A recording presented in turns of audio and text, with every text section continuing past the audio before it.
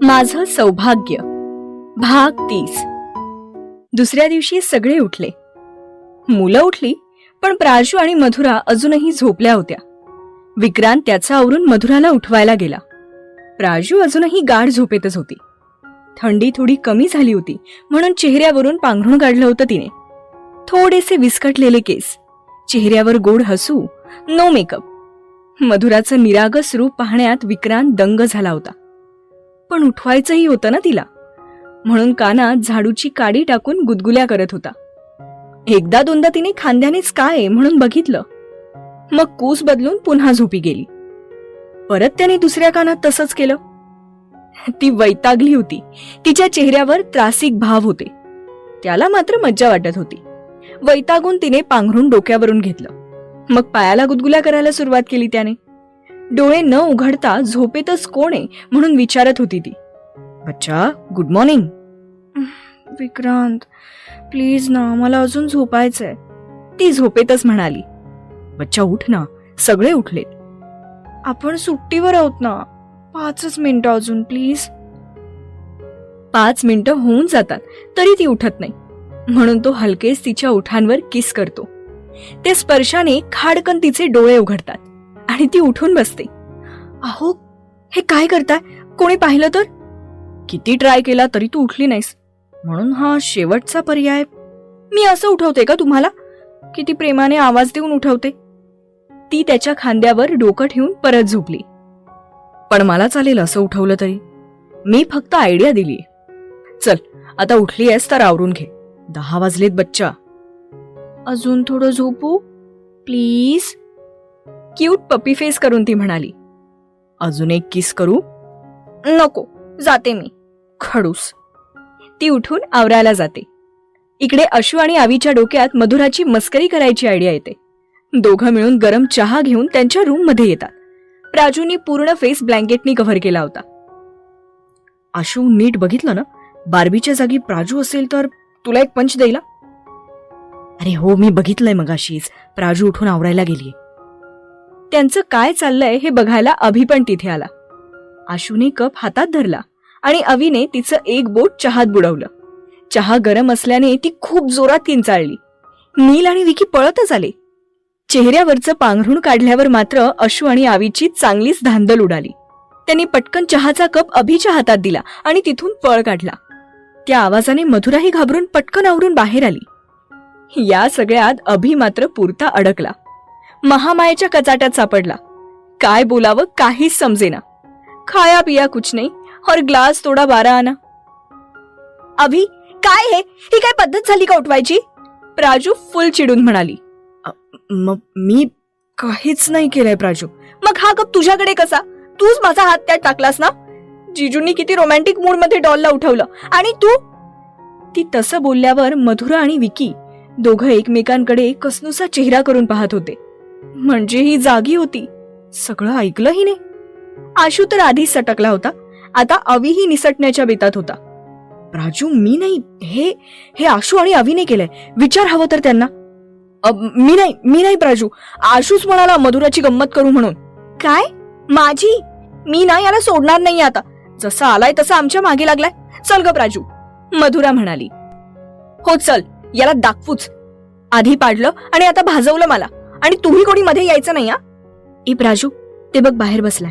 हे घे पाणी, आपण मागे जाऊन त्याच्या अंगावर टाकू. मधुरा, अगं किती थंड आहे हे. आणि हा फेस, हा कलर. हा मी आईस टाकलाय आणि 2 पॅकेट शॅम्पू पण, आणि red food colour. E Barbie. Ashu मात्र मी नाही त्यातला असा आव आणून पेपर वाचत बाहेर बसला होता. या दोघींनी हळूच मागे जाऊन थोडं पाणी टाकलं, जेणेकरून तिथे थोडं घसरडं होईल. आणि फायनल बदला म्हणजे थंड पाणी त्याच्या अंगावर टाकून दिलं आणि दोघी जणी जोरात हसायला लागल्या. पाणी खरंच खूप थंड होतं, म्हणून तो थरथरत होता. थोडं उठायला गेला की परत पडायचा. सगळा लाली लाल झाला होता. बार्बी, चेहऱ्यावर लाली येते माहित होतं, पण पूर्ण अंग लाल होताना पहिल्यांदा पाहिलंय ग. हो ना जाने मन, जैसी करनी वैसी भरनी. बघून घेईन तुम्हा दोघींना. घे बघून. हे काय, समोरच आहोत की तुझ्या. लाल्या नाव आवडलं ना अश्विन भाऊजी? दोघी त्याला वाकडं तोंड दाखवत होत्या. आशू, त्यांना नंतर बघ, आधी आपण तुला साफ करू. विकीने पाईप चालू करून सगळं पाणी आशूवर उडवायला सुरुवात केली. मग कसं वाटतंय माकडा? मधुरा आणि प्राजू त्याला चिडवत होत्या. आशू संपूर्ण धुतला गेला होता. त्याने तो पाईप विकीकडून घेऊन त्या दोघींना भिजवायला सुरुवात केली. मधुरा विक्रांतच्या मागे लपून गेली, त्यामुळे विक्रांतही पूर्ण भिजला. नीलने आशूकडून पाईप घेऊन परत त्याला भिजवलं. हे काय, आपण बीचवर भिजायला आलोय आणि तुम्ही पाईपनी काय भिजताय? अवी म्हटला. थांब, तू पण प्लॅन मध्ये होतास ना, तुला सांगतेच. असं म्हणून प्राजूने पाईप घेऊन नील आणि अवी दोघांनाही भिजवलं. सगळे नखशिखांत भिजले होते. प्राजूने ब्लूटूथ स्पीकरवर गाणं लावलं, तसेच सगळेच नाचायला लागले. मधुरा, प्राजू, अवी त्यांचा गणपती डान्स करत होते. नील सोबत आवर्जून ती नाचत होती, कारण हा सगळा उपद्व्याप त्याच्यासाठीच तर होता.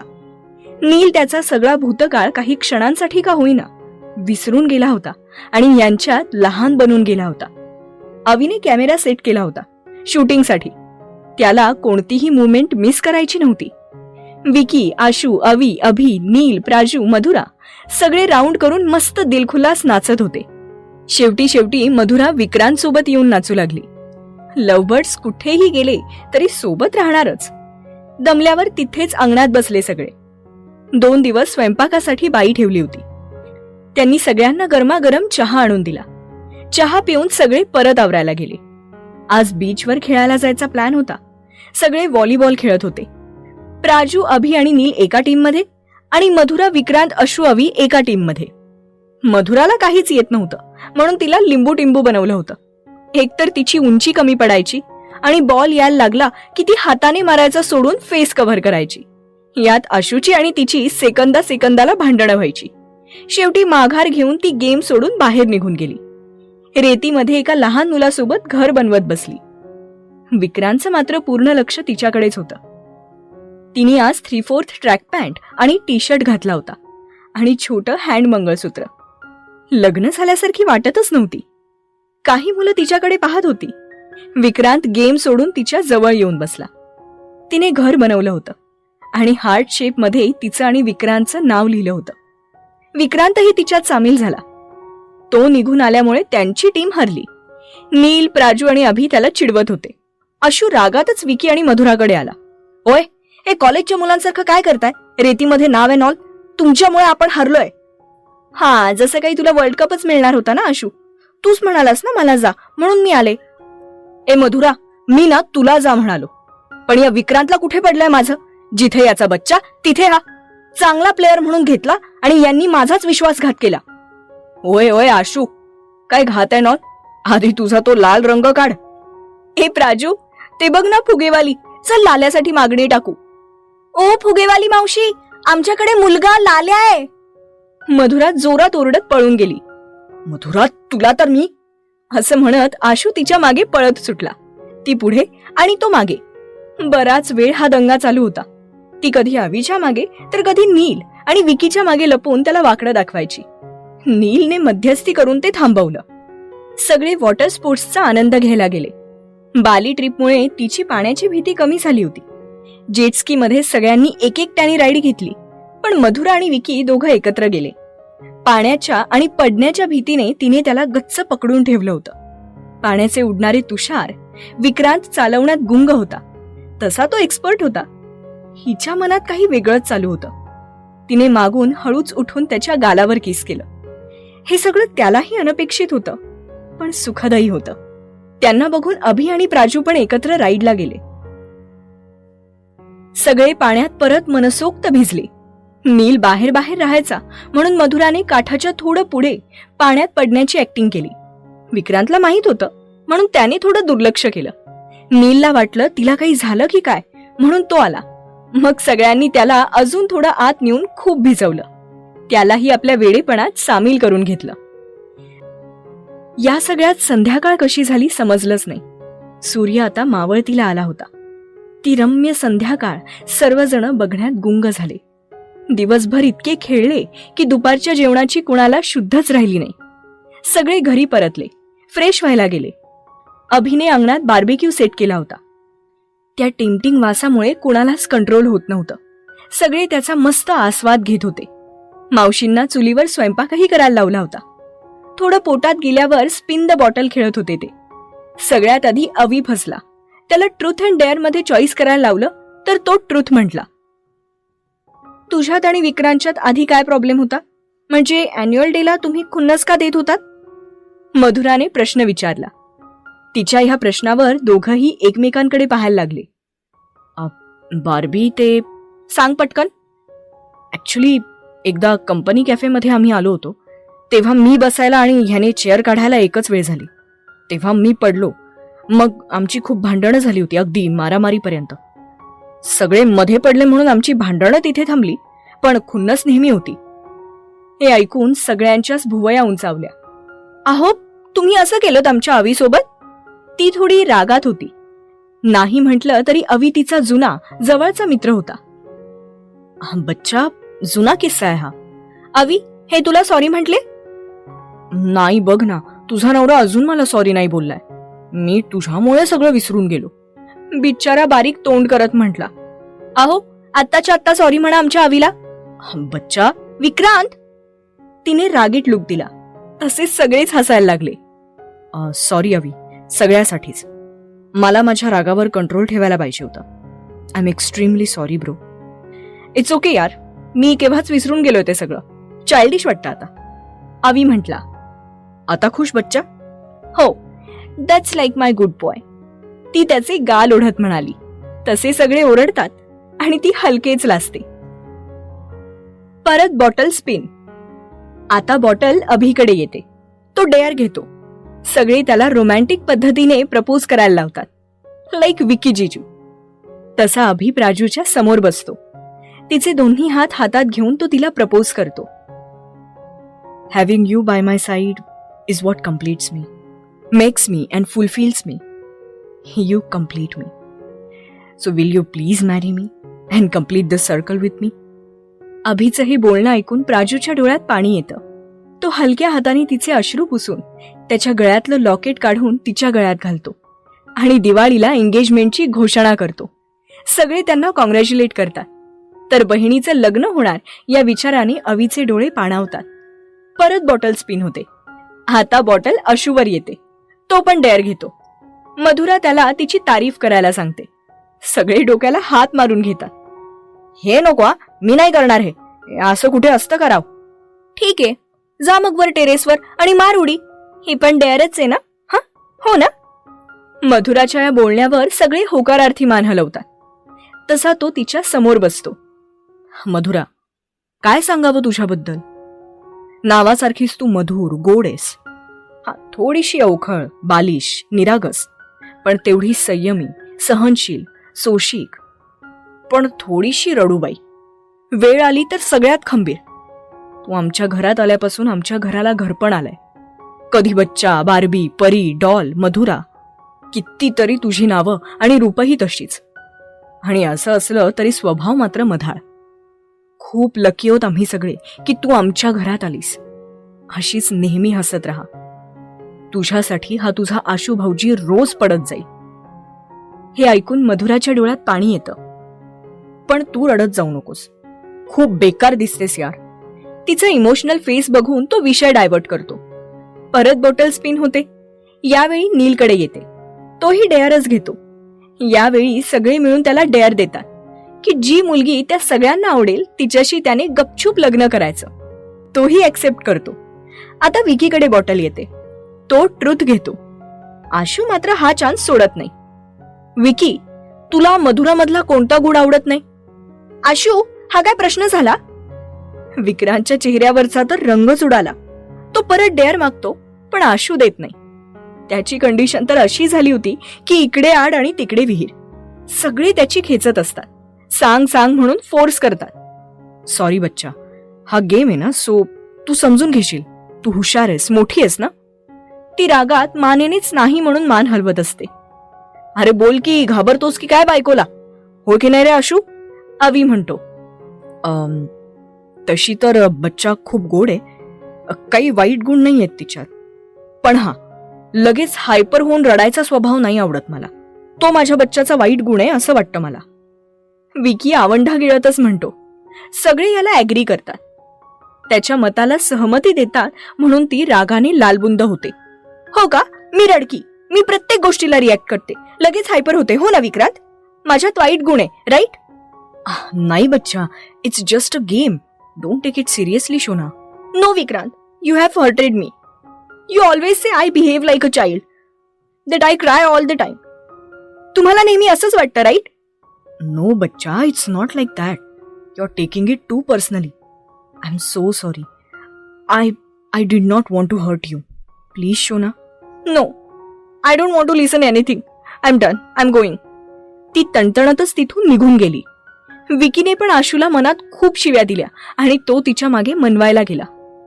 लांब बीचवर एकटीच रागारागात निघून आली होती ती. विक्रांत तिला मनवायला मागे मागे फिरतच होता. काय तर म्हणे, मी लगेच हायपर होते, रडूबाई. सगळे तसेच आणि ते विक्रांत पण तसलेच. माझी काही परवाच नाहीये. नाही बच्चा, it was just a game. मला असं नव्हतं म्हणायचं. अगं तू किती गोड आहेस. बच्चा आहेस ना माझा? नाही, मी कडू आहे, रडकी आहे, रडका बच्चा. तुम्ही तर म्हणाला होतात ना? नाही शोना, तू खूप छान आहेस, हसरी आहेस. तो आशू ना उगाच काहीही बोलत असतो, बावळट येतो. तो नाही, तुम्ही म्हणालात. तुम्ही मागच्या कितीतरी दिवसांपासून असंच म्हणताय. आठवतं का? की आठवून देऊ तुम्हाला? नको नको, आठवतंय मला, पण मला तसं नव्हतं म्हणायचं, तेव्हाही आणि आताही. तू स्ट्रॉंग व्हावं हेच मला वाटतं. जा तुम्ही, मला नाही बोलायचं तुमच्याशी. पण मला बोलायचंय ना. तो हात धरून तिला जवळ ओढतो. बघ माझ्याकडे. तुला वाटतं का मी तुला हर्ट करेन? मी स्वप्नातही असा विचार नाही करू शकत. I am so sorry. सोडा मला. आधी माफी नाही मिळणार. आता तर आईस्क्रीमवर पण नाही मानणार मी. सोडा ना. तू स्वतः सोडवून दाखव. बघा, परत काही बोलायचं नाही. तिने नखांनी जोरात त्याला चिमटा काढला आणि त्याच्या पायावर पाय देऊन निसटली. त्याने आज 3/4 ट्रॅक पॅन्ट आणि स्लीवलेस हुडी घातली होती म्हणून तिची नखं त्याला जोरात लागली. ती पुढे पळणार तशी एका मुलाला धडकली. काही टवाळखोर मुलं संध्याकाळी बियर पीत चालली होती. त्याच्या नाही तर आमच्या जवळ ये ना शोना. तो तिला हात लावणार तोच विक्रांत त्यांच्या समोर आला. सगळं अवसान गळून गेलं होतं. मॅडमच्या रागाची जागा आता भीतीने घेतली होती. आमचा पर्सनल मॅटर आहे, तुम्ही लांब राहा. अरे पण तिला तुझ्यासोबत नाही राहायचंय. मग आम्ही आहोत ना बरेच जण. विक्रांत, ती त्याच्या खांद्यावर दाब देत म्हणाली. घे, तुलाच माझ्यापासून लांब जायचं होतं ना, म्हणून इतक्या लांब आलीस, बरोबर? सॉरी ना. आता काय करायचं? अजून दोघं कसे आले नाहीत म्हणून सगळे त्यांना शोधत आले होते. तुला नेहमी वाटायचं ना की मी तुझ्यासाठी कधी फाईट करेल का?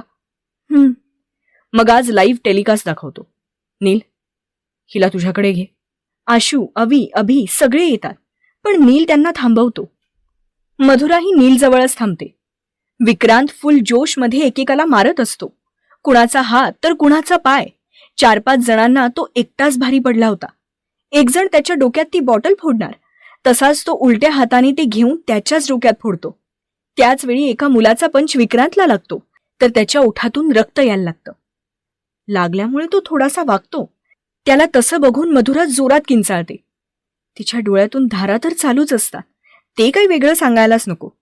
नील तिला समजावत असतो, पण आता तिला सगळ्यात जास्त गरज असते ती विक्रांतची. एक्सपर्ट असल्यामुळे ती मुलं जास्त वेळ विक्रांतसमोर तग धरू शकली नाही. सॉरी म्हणून ती पळूनही गेली. तशी मधुराने पटकन जाऊन त्याला मिठी मारली. सॉरी, खरंच सॉरी, माझ्यामुळे झालं सगळं. बच्चा शांत हो. तुझ्यामुळे असं नाही. जशी मुलं रात्री बेरात्री बिनधास्त फिरू शकतात तशा मुलीही फिरू शकतात ना. म्हणजे काय त्या पब्लिक प्रॉपर्टी होत नाहीत कोणासाठी. सॉरी ना, मी असं नव्हतं यायला पाहिजे. परत तेच शोना. चल, उशीर झालाय. डोक्यावर थोपटून तो तिला शांत करत होता. तिने अजूनही भीतीने त्याला घट्ट पकडून ठेवलं होतं. त्याने डोळ्यांनीच आशूला काहीतरी बोल म्हणून सांगितलं. ओय रडकी रडूबाई, चल, जिथे चान्स मिळाला नवऱ्याला चिपकतेस.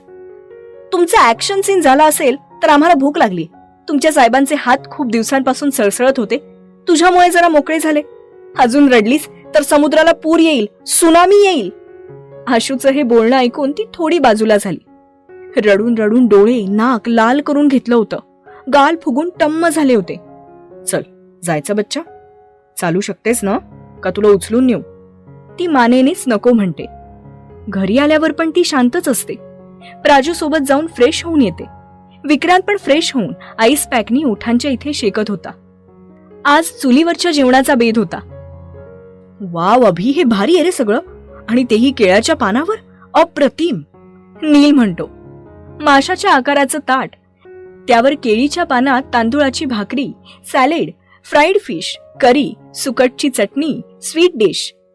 हो रे, आम्ही हे रेंटवर देतो ना, म्हणून सगळं त्या पद्धतीनेच आहे, अभि म्हटला.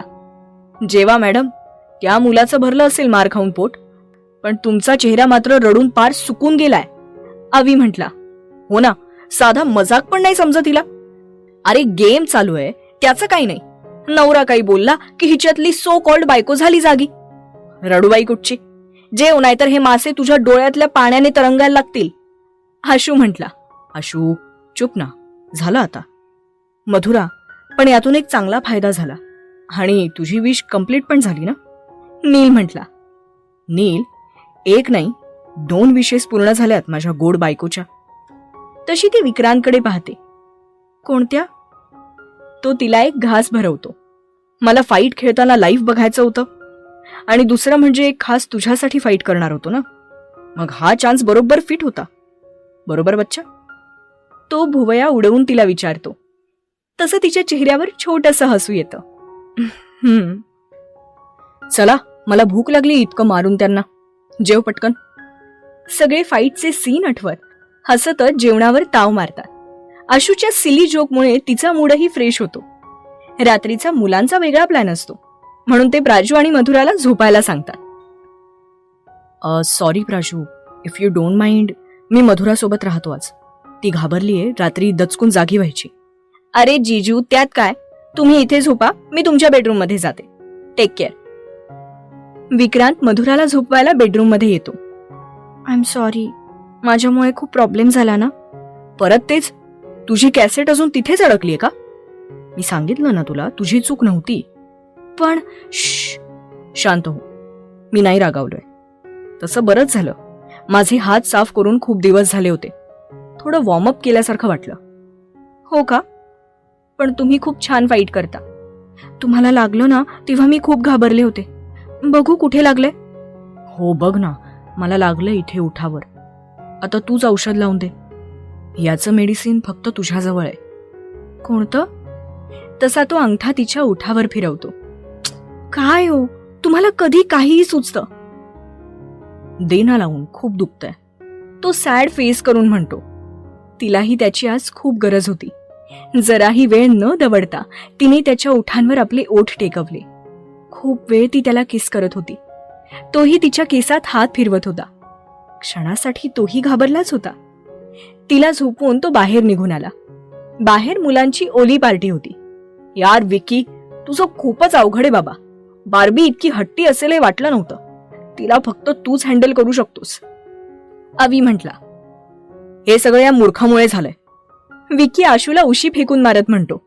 वाईट गुण सांग म्हणे. अरे घाम निघाला माझा. चांगले चांगले गुण आठवून तिची समजूत घालता घालता परत असं काही कर रे. मग तुला मी सांगतो माझ्या भाषेत. ओय ओय, माझी काय चूक?